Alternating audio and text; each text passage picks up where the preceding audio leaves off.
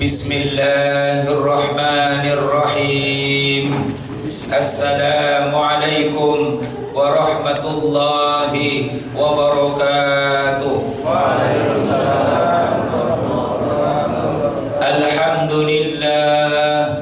Alhamdulillahilladzi amarna bil ittihad wal i'tisam bihablillahil matin. Nashhadu an la ilaha illallah iyyahu na'budu wa iyyahu nasta'in wa nusalli wa nusallimu ala nabiyyina Muhammadin sallallahu alaihi wasallam al-mab'uts rahmatan lil alamin. Allahumma arhamna bil Qur'an waj'alhu lana imaman wa nuran wa hudan wa rahmah. Allahumma dhakkirna minhu ma nasina wa 'allimna minhu ma jahilna warzuqna tilawatahu ana al-laili wa atrafan nahar waj'alhu lana hujjatan ya rabbal alamin. Allahumma inna nas'aluka 'ilman nafi'an wa rizqan wasi'an wa shifaa'an min kulli da'in birahmatika ya arhamar rahimin. Allahumma faqihna fid din wa 'allimna at-ta'wil birahmatika ya arhamar rahimin. Amin amin ya rabbal alamin. Ma'asyiral muslimin wal muslimat arsyadakumullah. Kita lanjutkan membaca surah Al-Baqarah ayat 35, kita baca sampai ayat 37. Surah Al-Baqarah ayat 35, kita baca sampai ayat 37.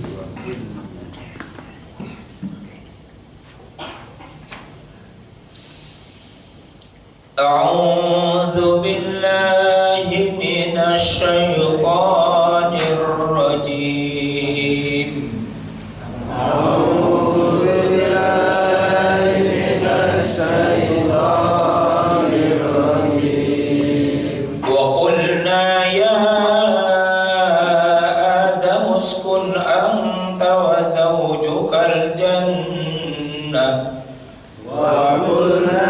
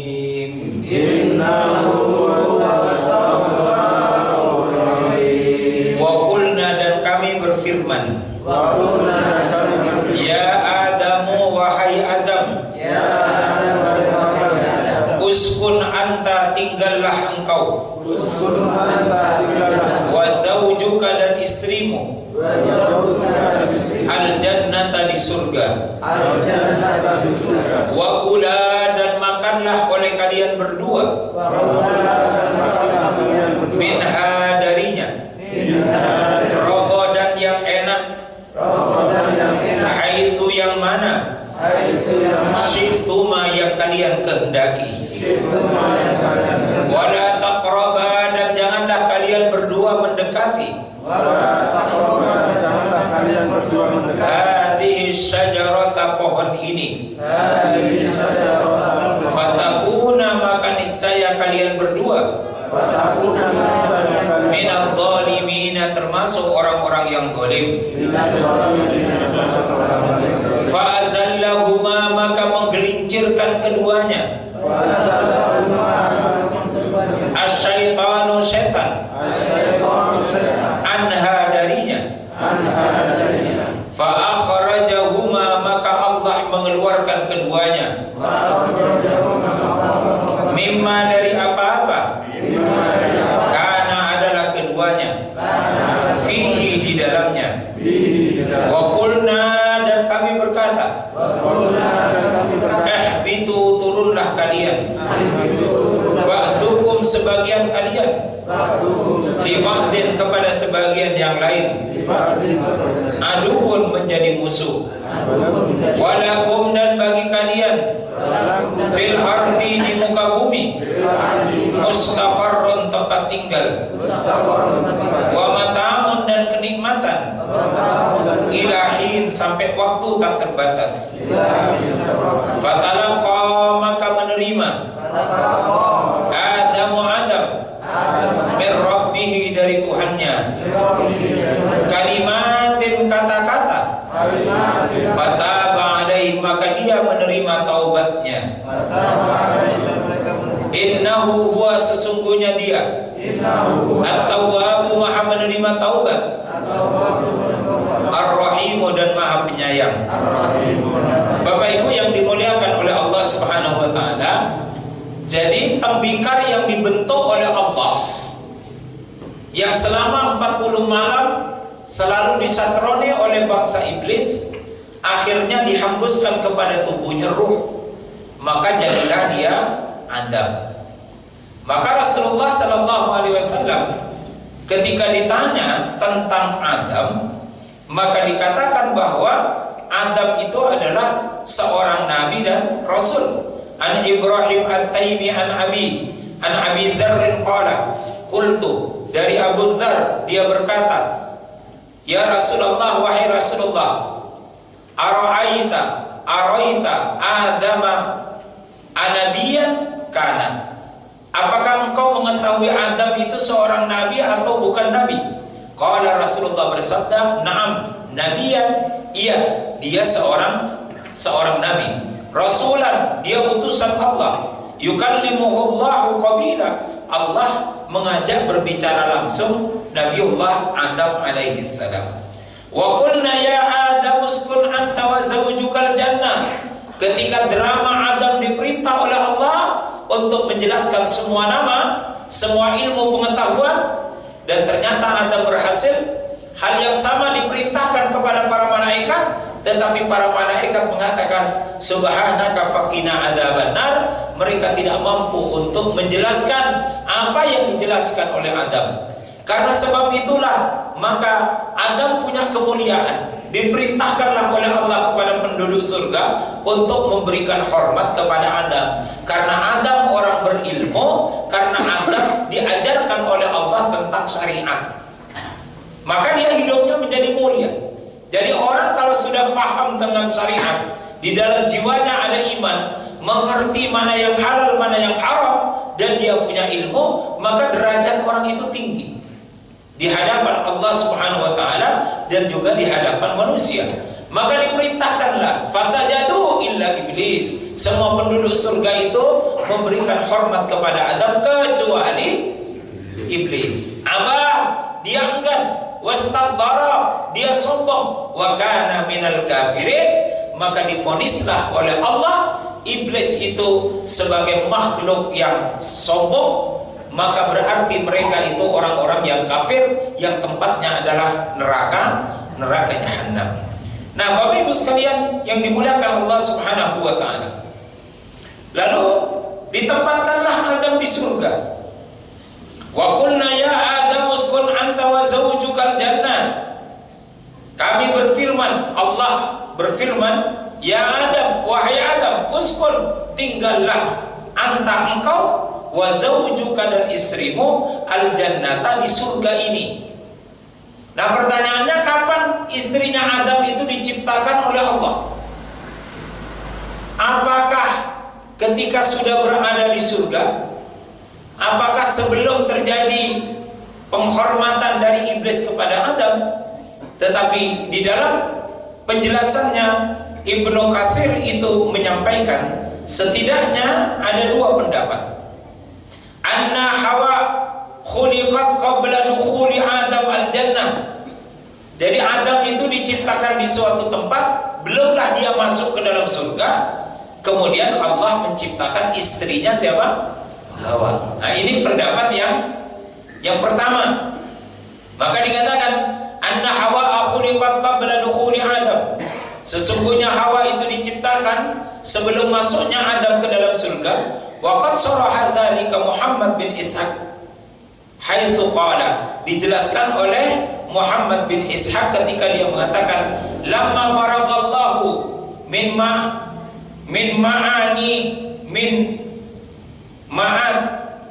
mu'atabati iblis aqbala ala Adam wa qad allamahu al-asma'a kullaha faqala ya Adam ambihum bi asma'ihim ila qawli innaka antal alimul hakim. Qala thumma alqaitu sunnah ala Adam fima balagna an ahli kitabi min ahli taurati wa ghairihim min ahli ilmi an ibni Abbas wa ghairihim thumma akhadha dil'an min adla'ihi. Jadi ketika Adam itu diciptakan oleh Allah Subhanahu wa taala, maka menurut informasi cerita Israiliyat, yaitu orang yang paham tentang Taurat, yaitu orang Yahudi dan Nasrani, disebutkan pada saat itu diambillah tulang rusuknya Adam, lalu kemudian diciptakanlah dari tulang rusuk itu seorang perempuan yang tidak lain adalah istrinya sendiri yang bernama Hawa. Jadi ini penjelasan yang pertama. Tetapi kebanyakan para ulama berpendapat bahwa inna khalqa Hawa kana ba'da dukhulil jannah. Jadi Hawa itu diciptakan oleh Allah setelah Adam sudah tinggal di dalam surga. Bahkan di dalam ayat 30 memang Allah proses penciptaannya di dalam surga. Sehingga ketika Adam alaihissalam diciptakan oleh Allah kemudian ditempatkan di surga, qala as-Sadi fi khabari dzikrihi an Abi Malik wa an Abi Saleh. Jadi ada riwayat menyampaikan bahwa kemudian Adam alaihissalam itu berjalan-jalan di surga, berjalan-jalan, fakana yamshi fiha wahishan laisa lahu zawjun yaskunu ilaih. Jadi Adam itu berjalan-jalan di surga seorang diri, tidak ada temannya. Dia hanya bisa berdialog dengan para malaikat yang dimensinya berbeda, sehingga Adam sendirian.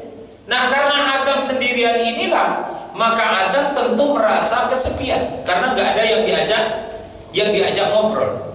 Jadi Adam intisarinya merasa kesepian, dia gelisah, dia tidak ada tempat untuk curhat, tidak ada teman untuk ngobrol dan lain sebagainya. Sehingga kemudian Adam alaihissalam menumpahkan kegelisahan hatinya kepada Allah Subhanahu wa taala, seakan-akan Adam itu mengatakan kepada Allah, ya Allah, Engkau tempatkan aku di surga yang makanannya lezat, yang udaranya segar, tempat tidurnya empuk, kemana-mana saja mau pergi itu boleh kemana saja. Tetapi entah kenapa, walaupun tempat tinggalnya, tempat tidurnya empuk, rumahnya bagus, kendaraannya tinggal minta saja, minta kendaraan apa saja, makanan semuanya ada, minuman segar sejuk semuanya ada, tetapi Adam merasa tidak bahagia. Sehingga ketika Adam menumpahkan kegelisahan hatinya, maka terasa plonglah hatinya Adam, sehingga kemudian Adam tertidur pulas. Fanama, maka kemudian Adam alaihissalam itu tertidur naumatan fastayaqadha wa 'inda ra'sihi imra'atun qa'idatun khalaqahallahu min dil'ihi. Setelah Adam terbangun dari tidurnya, maka di atas ubun-ubunnya itu ada seorang perempuan yang otomatis ketika Adam bangun melihat orang asing tadi, karena kan Adam tidak ngerti tuh mana yang laki-laki mana yang perempuan. Lalu kemudian Adam terperanjat, fasa'alaha man ans. Adam bangun dari tidur, dia terperanjat ada orang asing. Maka refleks Adam terus berkata, man anti, siapakah? Siapa kamu? Qalat, maka si makhluk asing tadi menjawab, qalat imra'atun, saya seorang perempuan. Sehingga muncullah ada definisi laki-laki dan perempuan. Lalu Allah di dalam surah Al-Hujurat mengatakan, ya ayyuhan nas inna khalaqnakum min dzakarin wa untha. Wahai para manusia, aku ciptakan kalian semuanya dari jenis laki-laki dan dari jenis perempuan. Coba seandainya dulu Hawa nggak jadi diciptakan, berarti kan otomatis cowok semua nanti. Nggak ada lahir. Nggak ada lahir. Wallahu a'lam bishawab. Maka dia mengatakan, qalat imra'atun, saya ini perempuan. Walima khuliqta, kenapa engkau diciptakan? Qalat litaskuna ilayya, agar engkau wahai Adam mendapatkan sakinah, ketenangan, kenyamanan, kelezatan. Jadi Hawa sudah mengatakan begitu. Dan ini hukum kodrat semua manusia nanti, bahwa laki-laki itu bisa ditenangkan hatinya karena ada seorang perempuan. Apakah dia ibunya, apakah dia istrinya, apakah dia saudari perempuannya. Jadi perempuan itu menyebabkan tenangnya hati laki-laki. Sehingga kalau ada laki-laki dewasa belum ada pendamping perempuan di sampingnya, itu harus dicarikan. Jangan dibiarkan sendirian terus. Karena otomatis ketenangan jiwanya itu tidak bisa sempurna. Benar apa enggak? Ada di sini yang sendirian? Nah itu udah dari dulu saya ucapkan itu. Litaskuna ilayya. Jadi aku diciptakan, kata Hawa, dalam rangka untuk mendatangkan sakinah di dalam jiwamu, ketenangan, kenyamanan, kelezatan. Qala lahul malaikah yanzuruna ma balagha min ilmihi ma ismuha ya Adam. Kemudian ketika malaikat melihat ada makhluk di sampingnya Adam, maka malaikat berkata, ma ismuha ya Adam. Hei perempuan asing di sampingmu itu siapa namanya? Qala, maka Adam menjawab, Hawa. Namanya Hawa. Qalu lima Hawa, kenapa dia diberi nama dengan Hawa? Qala, Adam berkata, innaha khuliqat min syai'in hayyin, karena dia diciptakan dari sesuatu yang hidup. Bapak Ibu sekalian yang dimuliakan oleh Allah Subhanahu wa taala, jadi peristiwa ini menggambarkan bahwa jenis kelamin di dunia ini hanya ada dua saja. Kalau enggak laki-laki ya perempuan. Ada enggak jenis kelamin yang ketiga? Enggak ada, seharusnya enggak ada. Kalau sampai ada orang memunculkan kelamin ketiga, itu pasti pelanggaran kepada hak asasi manusia. Karena hakikat manusia itu jenis kelaminnya hanya dua saja. Kalau enggak laki-laki ya perempuan. Jadi enggak bisa siang Susanto, malam Susanti, itu enggak bisa. Itu pelanggaran kepada syariat. Sehingga setiap pelanggaran kepada syariat itu pasti akan mendatangkan apa? Kegelisahan, akan mendatangkan azab dari Allah, sebagaimana dulu Allah mengadab umatnya Nabi Lut alaihi salam. Nah, Bapak Ibu sekalian yang dimuliakan oleh Allah Subhanahu wa taala. Kemudian yang kedua, ternyata Adam yang punya fasilitas hidup yang begitu lengkap, itu tidak bisa membawa kebahagiaan yang hakiki kepada Adam. Kecuali Adam membutuhkan kehadiran seorang perempuan yang disebut dengan istri. Karena itulah maka Rasulullah dengan sangat keras mengatakan, an-nikahu min sunnati faman raghiba an sunnati falaysa minni. Menikah itu bagian dari sunnahku. Siapa laki-laki perempuan sudah cukup umur menikah tapi nggak mau menikah, maka dia tidak termasuk di dalam golonganku, kata Rasulullah Sallallahu Alaihi Wasallam. Jadi kalau cukup umur masih idrakun nikah, jadi berada pada posisi umur menikah, ya menikahlah. Kecuali kalau ibu-ibu udah merasa sepuh umur 68 tahun, kalau menikah tidak marahin nanti hidupnya tambah tidak karuan, ya tidak apa-apa. Dalam surah An-Nur itu tidak apa-apa. Laki-laki yang sudah menikah ditinggal oleh istrinya karena faktor umur, faktor ini, faktor itu, memilih untuk tidak menikah lagi, tidak apa-apa. Perempuan juga sama, karena faktor umur itu memilih tidak menikah lagi, tidak apa-apa. Tetapi tidak boleh oleng.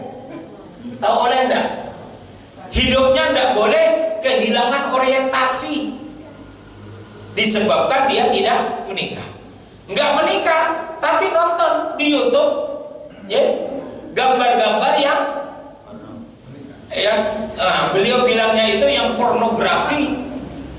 Nah, ini tidak boleh, berarti ini hukumnya untuk menikah wajib. Maka kalau ada di antara bapak-bapak udah berumur ditinggal meninggal oleh istri, ditanya mau menikah apa enggak? Enggak, insya Allah saya setia dengan kesendirian saya. Nanti dicek saja YouTube-nya itu. Kalau di HP-nya muncul gambar-gambar begitu, berarti dia oleh, berarti harus menikah. Bisa dipahami apa enggak? Dia boleh mengatakan dirinya saya tidak mau menikah, tetapi fakta matanya itu memandang sesuatu yang bukan haknya. Oh, kalau berarti kalau dia oleh berarti wajib untuk menikah. Untuk litas kuno ilayya.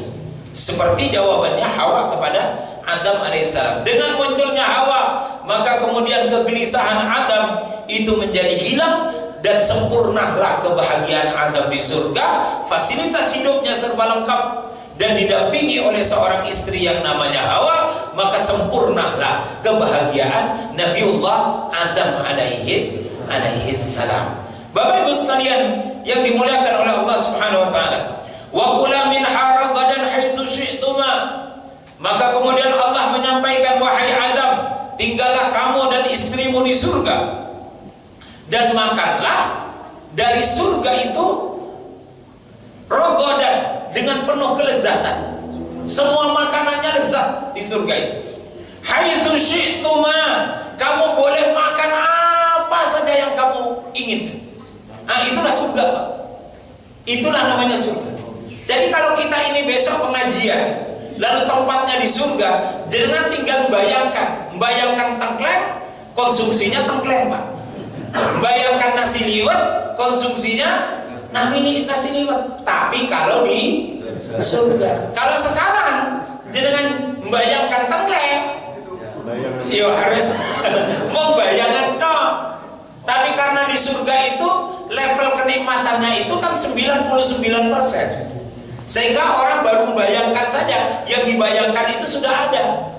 Sementara kenikmatan kita di dunia ini hanya 1% saja, itu pun masih dibagi untuk bangsa jin, bangsa manusia, kemudian benda cair, benda padat, binatang-binatang melata, semuanya dari 1% itu. Berarti kita hanya kebagian 0, sekian persen. Tapi rasanya makan nasi, makan sambal itu rasanya nikmatnya luar biasa. Maka Bapak Ibu bisa membayangkan kalau nanti ketika berada di alam kubur atau di padang mahsyar atau di surganya Allah, kita termasuk orang-orang yang soleh, termasuk orang-orang yang beramal saleh, lalu menjadi ahli surga, maka surga itu, alam kubur itu sudah menjadi bagian dari taman surga. Itu artinya haitsu syi'tuma, kamu mau minta apa saja tinggal berbicara, tinggal ngomong. Bahkan tidak hanya ngomong, baru membayangkan saja langsung. Maka ada doa mengatakan, Allahumma ja'al qabrahu raudatan min riyadil jannah. Ya Allah, jadikanlah almarhum di alam kuburnya itu menjadi bagian dari taman-taman surga. Jadi surga mulai kita cicipi sejak ada di kuburan. Jadi kalau Bapak Ibu meninggal dunia dalam keadaan sholatnya istiqomah, puasanya istiqomah, makanan yang dimakan makanan yang halal, rezekinya rezeki halal, yang haram-haram disingkirkan, maka dijamin oleh Rasulullah dia menjadi ahli surga, dan kenikmatan surga itu sudah mulai dicicipi sejak dia ada di alam kubur. Jadi jangan kalau masuk alam kubur kira-kira kangen makan apa, Pak? Kalau sekarang kan jelas ya, masing-masing punya kesenangan. Kalau sedang kangen untuk makan menu kesenangan, kan tinggal ditemani istri, dia meluncur kemana tempat yang kita senang untuk makan. Kalau tengkleng ya tinggal mana? Mbok dia. Misalnya yang dekat Lekdi atau Pak Selamat, atau yang ke sana Pak Dahlan, Mbok Galak. Nah, kira-kira begitu tuh. Pak Manto, saya kurang ngantri itu ya. Pak Manto misalnya. Ya tinggal milih saja, tinggal berangkat saja.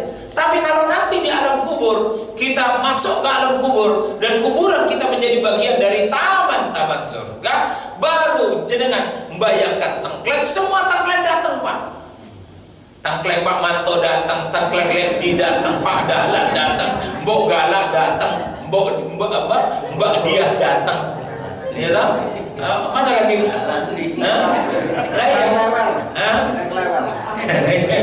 Oh, Klewer. Klewer datang gitu kan.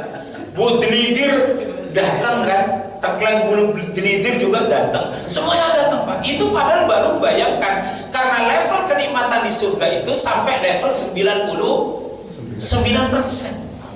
Kita aja yang baru kenikmatan Allah itu baru 0,0%. Sekarang sudah ada teknologi yang kita tinggal menulis, nanti langsung muncul tuh yang disebut dengan AI itu Pak ya. Nah itu sudah muncul itu, semuanya udah muncul itu dari teknologi itu padahal levelnya 0,sekian persen. Nah oleh karena itulah Bapak Ibu, kira-kira yang menyenangkan dunia atau alam kubur? Lebih menyenangkan yang mana? Alam kubur atau dunia? Alam kubur. Dunia dulu. Seharusnya alam kubur loh Pak. Wong jenengan tinggal bayangkan aja langsung datang kok. Bahkan Quran yang kemarin kita kaji itu wa azwajun mutahharun. Bahkan kita bayangkan istri pun dihadirkan oleh Allah kok. Kalau istri yang dibayangkan itu berbeda dengan istri yang ada di dunia. Yang di dunia itu istrinya kurang mancung, di alam kubur nanti dibuat mancung. Kalau yang di dunia itu sekarang rodok gelap, tetapi jenengan bayangannya jadi pengennya yang terang, ya nanti di alam kubur dikasih yang terang Pak. Coba enak di dunia apa enak di alam kubur? Sepanjang kita masuk ke alam kubur itu membawa amal soleh. Amal solehnya kan sederhana toh Pak. Udah pernah saya jelaskan.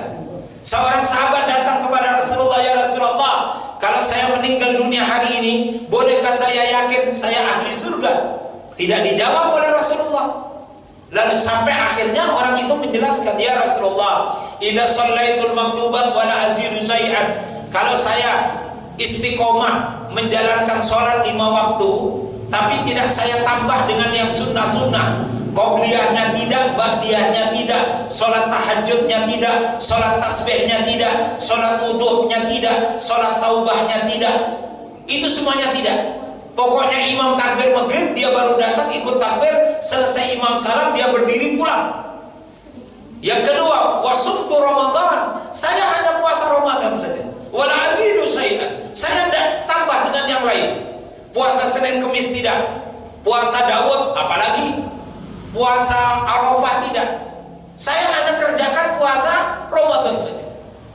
Lalu yang ketiga, wa ahlaltul halal, rezeki yang aku cari rezeki yang halal, yang saya makan rezeki yang halal, hubungan dengan tetangga hubungan yang halal, wa haramtul haram, dan saya singkirkan semua perkara yang haram. Kalau saya meninggal dalam keadaan membawa 4 amalan itu, bolehkah saya yakin saya ahli surga? Jawabnya Rasulullah SAW, na'am, iya.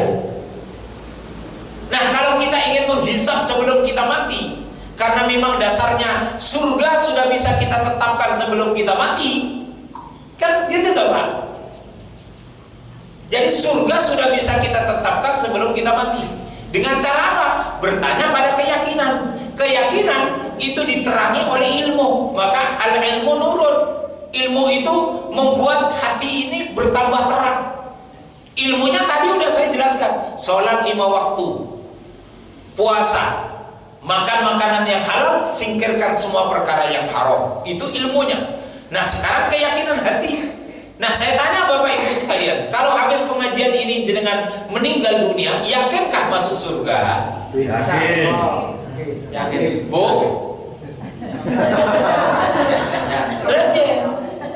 Maka istafti qalbak, bertanya kepada hati kecilmu. Kalau kamu menjawab yakin tapi hatimu kok merasa nggak yakin, atau kamu mau mengatakan tidak yakin tapi hatimu mendekati yakin, maka hatimu diterangi oleh ilmu. Maka dicek amalan kita. 1, sholat 5 waktu dikerjakan apa enggak? Dikerjakan toh? Istiqomah atau bolong-bolong? Istiqomah. Masih ditambah sunnah-sunnahnya, ba'diyah qobliyah apa enggak? Masih ditambah. Berarti sudah bagus dibandingkan dengan sahabat tadi. Puasa Ramadan dijalankan apa enggak? Dijalankan. Sunnah-sunnahnya ditambah apa enggak?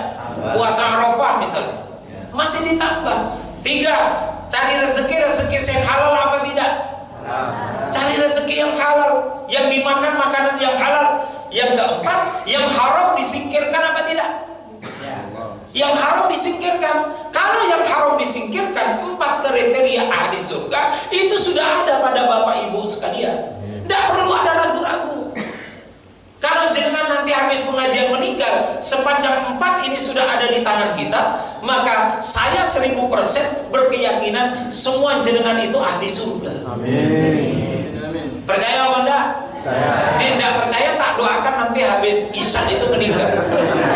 Ini tidak percaya loh, biar nanti bisa langsung membuktikan. Nah, orang yang masuk ke alam kubur dalam keadaan dia menjadi ahli surga, maka dijelaskan kan di dalam surah Al-Baqarah ayat 25 beberapa waktu yang lalu, wa basyiril ladzina amanu wa amilus solihati anna lahum jannatin tajri min tahtihal anhar kullama ruziqu minha min thamaratir rizqa qalu hadzal ladzi ruziqna min qablu.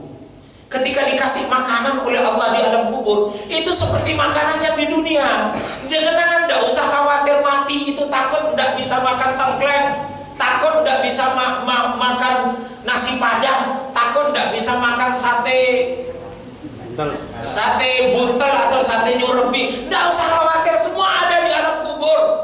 Tinggal jenengan bayangkan aja, sepanjang kita ahli surga, nanti semua itu datang, Pak. Apa pendapat? Tapi ini percaya apa enggak? Kok pandangan jenengan kira meyakinkan itu?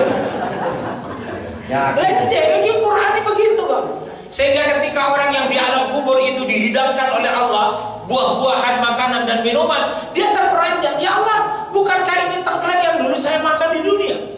Bukankah ini buah apel? Bukankah ini buah anggur? Buah sama Pak, seperti yang di dunia. Tapi ketika anggur itu dipetik, diambil, dimakan, itu sampai bulu kuduknya berdiri semua Pak. Dari saking nikmatnya itu apa? Nikmatnya itu tidak bisa diukur. Nikmatnya itu luar biasa. Itu ceritain Quran Pak. Nih jenengan tidak percaya, tidak berangkat. Nih tidak percaya loh. Nah itu Quran. Jadi bagi orang beriman masih diberikan umur panjang, ya alhamdulillah. Tapi kalaupun akan diambil oleh Allah juga, ya alhamdulillah. Karena di dunia ini hidup yang sakinah, di alam kubur pun Allah akan kasih kehidupan yang penuh dengan ketenangan dan kenyamanan. Wallahu a'lam bishawab. Maka Adam dan istrinya diperintah oleh Allah, silakan kamu ambil makanan apa saja yang kamu suka. Wala taqrabu hadhihi syajarah, dan janganlah kalian berdua mendekati pohon ini. Ini menunjukkan Adam yang diciptakan oleh Allah sudah diperkenalkan oleh Allah dengan syariat. Kan syariat itu sederhana toh. Syariat itu al-halalu bayyinun wal haramu bayyinun. Itu syariat. Syariat itu menjelaskan mana yang halal, mana yang haram. Itu syariat. Nah, kalau orang mengenal syariat, dia masih bujangan, dia ngerti mana yang halal, mana yang haram. Ketika dia sudah berubah statusnya menjadi seorang suami dari seorang perempuan, dia juga sudah mengerti apa yang harus dia kerjakan dan apa yang tidak boleh dikerjakan. Maka setiap status orang ini memberikan pengaruh kepada sikap hidupnya. Orang kaya dengan orang miskin berbeda.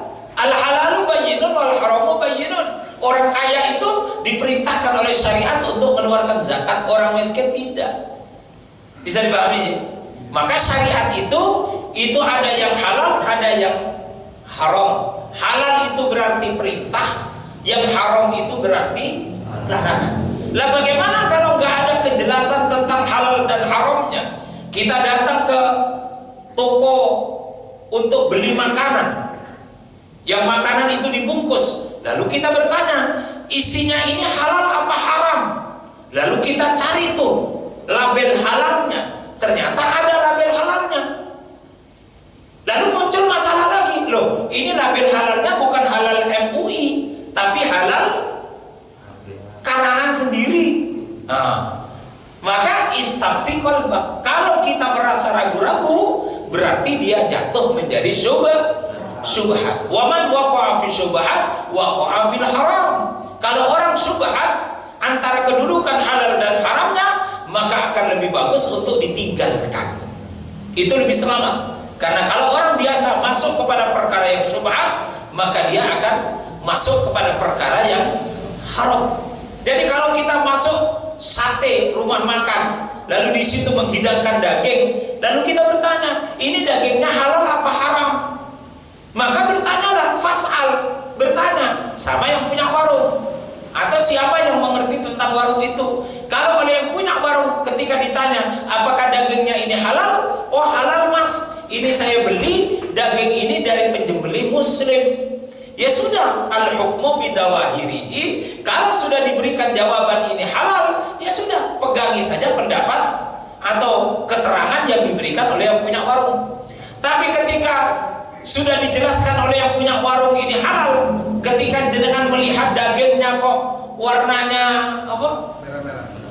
Rada kurang apa begitu, lalu di dalam hati aku kok orang percaya ya jawaban yang punya warung. Itu namanya daging itu jadi syubhat. Jadi ukuran syubhat tidak syubhat itu adalah salah satunya adalah dalam hati ini. Ketika dia tidak bisa memastikan kehalalannya, tapi juga tidak bisa memastikan keharamannya, berarti barang itu jatuh menjadi perkara syubhat. Perkara yang syubhat tidak boleh diambil. Wa man waqa'a fi syubhat waqa'a fil haram. Orang yang jatuh pada perkara yang syubhat, maka sungguh berarti dia jatuh pada perkara yang haram. Na'udzubillahi min dzalik. Fatakuna minadh dhalimin. Hei Adam dan Hawa, jika engkau mendekat kepada pohon ini, niscaya engkau termasuk orang yang zalim, orang yang berbuat dosa. Ada yang mengatakan pohon ini adalah pohon anggur, ada yang mengatakan pohon yang dipakai untuk membuat gandum, ada yang mengatakan buah tin. Wallahu a'lam bishawab. Tetapi para ulama mayoritas itu menyampaikan tidak ada penjelasan yang sore tentang apa nama dari pohon itu, tetapi hanya bisa dijelaskan bahwa pohon itu besar, rindang. Pohon itu rindang dan mengeluarkan buah yang banyak. Nah, Bapak Ibu sekalian yang dimuliakan Allah Subhanahu wa taala, fa'azallahuma syaitanu anha. Rupanya syaitan yang ketika dilaknat oleh Allah menjadi penghuni neraka jahanam, dia sudah berikrar di hadapan Allah, ya Allah, saya terima saya dengan anak-anak turun saya menjadi penghuni neraka jahanam, tetapi izinkan saya untuk menggoda anak-anak keturunan Adam agar mereka nanti menemani kami di neraka jahanam. Maka mintalah Adam kepada Allah, satu, ya Allah, tolong panjangkan umur saya dan anak-anak keturunan saya sampai hari kiamat, dalam usaha untuk menyesatkan anak keturunan Adam. Permintaan iblis ini ternyata di ACC, disetujui oleh Allah. Disetujui permintaan iblis ini oleh Allah untuk diberikan umur yang panjang. Maka iblis itu tidak ada yang mati, umurnya panjang-panjang. Jadi mana terus anaknya banyak. Sementara kita ini anaknya mau sedikit, apalagi ikut program keluarga berencana, berarti anaknya cuma 2. Sehingga kalau mau diadu jumlahnya iblis dengan manusia, itu pasti lebih banyak jumlahnya iblis. Sehingga satu orang ini bisa digoda oleh 1 juta iblis. Mungkin 500 di mata atas, kelopak mata atas dan kelopak mata bawah. Yang bawah dorong ke atas, yang atas dorong ke bawah. Mulut ini di atas 500, di bawah 500. Yang atas narik ke atas, yang bawah narik ke bawah. Sehingga nggak selesai-selesai. Nah, begitulah. Satu orang bisa 1 juta. Lalu yang kedua, bangsa iblis meminta kepada Allah agar diberikan keleluasaan masuk ke dalam tubuhnya anak-anak keturunan Adam. Dia mengerti apa yang difikirkan, apa yang diinginkan oleh anak-anak keturunan Adam, dan itu diizinkan oleh Allah. Jadi iblis itu punya kelebihan. Satu, dia bisa melihat kita, kita nggak bisa melihat mereka. Dua, iblis umurnya panjang sampai hari kiamat, kita umurnya paling banter 100 tahun. Yang ketiga, iblis bisa masuk ke dalam hati kita, membaca apa yang kita fikirkan dan apa yang sedang kita firasatkan di dalam hati. Nah, kita tidak bisa. Tetapi kemudian Allah mengatakan, wahai bangsa iblis, silahkan kamu menggoda anak-anak keturunan Adam, tetapi satu tidak bisa kalian goda. Siapa mereka? Mereka yang zikir kepada Allah Subhanahu wa ta'ala. Ala bi dzikrillahi tasma'innul qulub. Jadi orang yang berzikir kepada Allah, setan tidak akan berani masuk. Otomatis ilmu sihir juga nggak berani masuk, karena kita orang yang berzikir kepada Allah. Maka diperintahkanlah mau tidur kita baca zikir dan doa. Namanya zikir Fatimah. Subhanallah 33 kali, Alhamdulillah 33 kali, Allahu Akbar 34 kali. Namanya zikir Fatimah. Setelah itu baca doa, setelah itu tidur. Agar di dalam tidur, ketika kita tidak menguasai tubuh kita, itu bangsa iblis tidak bisa mempengaruhi. Termasuk melalui media sihir sekalipun tidak bisa masuk, karena kita tidur dalam keadaan berzikir. Ketika bangun dari tidur, kita baca lagi doa. Alhamdulillahilladzi ahyana ba'da ma amatana wa ilaihi nusyur. Ketika masuk kamar mandi, baca doa lagi. Keluar dari kamar mandi, baca doa lagi. Mau makan, baca doa lagi. Selesai makan, baca doa lagi. Keluar dari rumah, Bismika Bismillah tawakkaltu 'ala Allah la haula wala quwwata illa billah. Naik di kendaraan, baca zikir lagi. Subhanalladzi sakhkhara lana hadza wa ma kunna lahu muqrinin wa inna ila rabbina lamunqalibun. Jadi semua rangkaian kehidupan kita ini, kalau kita ikuti petunjuk Quran dan Sunnah, maka tidak ada bumi yang kita pijak kecuali di situ diajarkan zikir dan doa. Karena hanya dengan zikir dan doa, bangsa iblis tidak akan berani untuk menggoda kita. Sudah itu, Pak. Maka al-ghadabu minasyaitan. Ciri-ciri orang itu dikuasai iblis salah satunya apa? Marah. Orang marah itu berarti dia dikuasai oleh setan, dikuasai oleh iblis. Maka agar orang itu sembuh dari marahnya, bacain zikir. Kemarin pakai nopo bacanya. Kalau ada orang marah, Astaghfirullahaladzim. Gitu Pak ya, Bapak Ibu sekalian. Fa akhrajahuma mimma kana fi. Berhasillah setan menggoda Adam dan Hawa. Kemudian mereka mendekat kepada pohon ini dan bahkan memakan buah dari pohon ini. Lepaslah pakaian Adam, lepaslah pakaian Hawa. Ketika Adam telanjang bulat, maka Adam itu lari. Karena Adam itu sosok yang badannya besar, rambutnya panjang, dan di surga itu banyak pohon-pohonan, sampai rambutnya Adam itu mengenai pohon, tersangkut, terperontal, sehingga kemudian Allah menegur, wahai Adam, apakah engkau akan lari dariku? Maka Adam mengatakan, tidak ya Allah, aku lari karena aku malu, karena kemaluanku terlihat. Karena sebab itulah kemudian Allah Subhanahu wa ta'ala menutup auratnya dengan cara Adam mengambil dari daun-daun pohon itu kemudian dipakai untuk menutup auratnya. Bapak Ibu sekalian yang dimuliakan Allah Subhanahu wa ta'ala, wa qulna bitu ba'dukum li ba'din adu. Karena kalian sudah melanggar, maka turunlah kalian ke bumi, sebagian kalian nanti akan menjadi musuh bagi sebagian yang lainnya. Apakah karena musuh politik? Apakah karena musuh di dalam urusan ekonomi, atau karena musuh di dalam urusan yang lainnya? Walakum fil ardi mustaqarru wa mata'un ila hin. Tapi kamu tidak usah khawatir, sudah dijamin oleh Allah, di bumi akan ada tempat tinggal untukmu dan kenikmatan sampai waktu yang tak terbatas. Maknanya apa? Mata'un itu makanan, minuman, selalu akan disediakan oleh alam semesta ini. Fatalaqa Adamu min rabbih kalimatin. Maka Adam menerima kalimat-kalimat taubat dari Tuhannya Allah Subhanahu wa taala, fataba alaih, maka Allah mengampuni dosanya Adam dan Hawa. Innahu huwat tawwabur rahim, sesungguhnya Allah Maha menerima taubat dan Maha penyayang. Maka Bapak Ibu sekalian, kalau di masa-masa lalu kita pernah melakukan perbuatan dosa, maka nenek moyang kita pun tidak terhindar dari perbuatan yang sama. Tetapi yang terbaik dari orang yang berbuat dosa, segeralah dia bertaubat kepada Allah Subhanahu wa taala. Nah, itulah manusia yang terbaik. Maka mudah-mudahan kita termasuk orang-orang yang dijaga oleh Allah jiwa kita, hati kita untuk taat beribadah kepada Allah. Kalaupun suatu saat kita lupa, khilaf, melakukan perbuatan dosa, maka hendaklah segera kita bertaubat kepada Allah Subhanahu wa taala, karena Allah Subhanahu wa taala Maha menerima taubat, dan Allah Subhanahu wa taala Maha penyayang. Ini saja yang bisa kami sampaikan. Kalau ada pertanyaan kami persilahkan, satu aja mungkin. Kalau ada. Ada? Gak ada deh. A'udzu billahi minasyaitonir rajim. Bismillahirrahmanirrahim.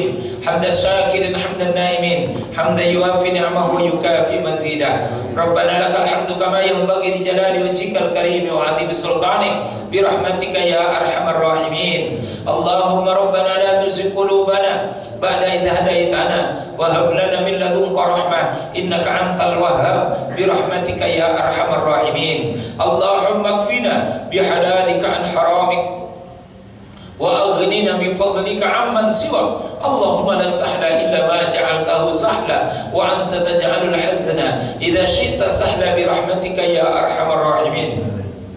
Allahumma ja'al jam'ana hadha jam'an marhuma wa tafarruqana min ba'di hadha tafarruqan ma'suma bi rahmatika ya arhamar rahimin. Allahumma rabbana atina fid dunya hasanah wa fil akhirati hasanah wa qina adzaban nar wa qina adzaban nar wa qina adzaban nar wa adkhilna al jannata ma'al abrar ya azizu ya ghaffar bi rahmatika ya arhamar rahimin. Subhana rabbika rabbil izzati amma yasifun wa salamun alal mursalin walhamdulillahi rabbil alamin. Amin amin ya rabbal alamin. Demikian yang bisa kami sampaikan, kurang dan lebihnya kami mohon maaf. Billahi taufiq wal hidayah. Wassalamu alaikum warahmatullahi wabarakatuh.